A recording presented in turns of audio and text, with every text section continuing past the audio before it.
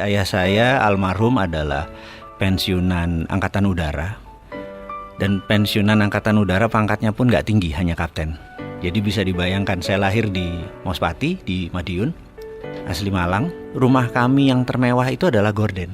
Karena kami tidak punya perabotan, jadi gordennya dimahalin supaya dilihat orang bagus. Di dalamnya kursi pun gak punya gitu ya. Nah, masa-masa lagi disebut susah, sebenarnya kalau dirasakan ya nggak juga gitu ya. Karena hampir tiap hari ketawa juga tuh gitu ya. Makan apa adanya juga kita seru-seru aja. Jadi sebenarnya kata susah tuh sebenarnya nggak ada gitu ya. Dan jalan seperti biasa. Tapi ada moral lesson atau pelajaran yang saya dapat dari almarhum ayah saya adalah terpaksa nyambi kan. Jadi selesai kerja jam 2 itu nyambi, pakai truk tentara itu ke Cepu nganter tembakau. Ya memanfaatkan peluang-peluang usaha gitu ya. Nah pada saat itu saya ikut ayah saya masih 4 tahun 5 tahun di samping. Dan disitulah kesempatan saya belajar pelajaran bisnis Jawa, yang itu saya pakai untuk disertasi saya waktu sekolah dulu. Akhirnya saya menggunakan metode ini. Jadi ada ternyata untuk makmur itu, katanya nanti Indonesia gemah rimpah rojinawi joroyo royo itu ada kata toto tentrem kertora harjo gitu ya. Jadi untuk kertora harjo itu kita harus tentrem gitu. Nah untuk tentrem itu kita harus noto. Nah noto itu kan manajemen gitu ya. Dalam bahasa manajemen adalah getting things done through other people, menyelesaikan masalah melalui orang lain.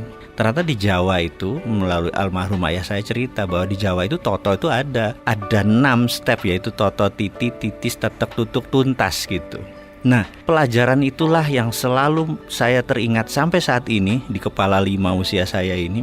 Manajemen Jawa yang menurut saya luar biasa itulah akhirnya menjadi platform saya berbisnis. Dan dari dulu memang akhirnya saya pegawai itu hanya batu lompatan saja gitu.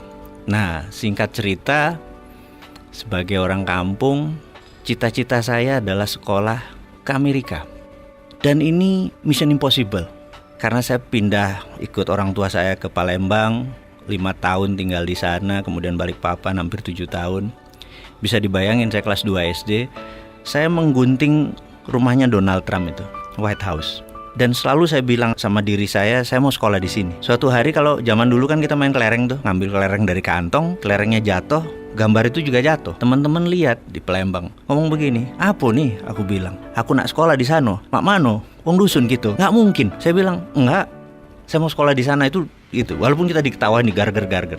Kelas 5 SD, pindah Balikpapan sampai SMA. Sama. Ini lu gila lu katanya gitu dan lain sebagainya. Kelas 2 pindah Jakarta. Setiap hari dari Blok M ke Halim itu selalu lewat Tekdikbud. Suatu hari ada pajangan besar sekolah ke luar negeri. Dan saya berkata, kesempatan. Saya mendaftar. Pengumuman saya ingat banget karena nilai ijazah saya 6, paling tinggi 8 agama. 1, nggak mungkin lah gitu. Tapi saya pede dalam hati bahwa saya sekolah ke luar negeri.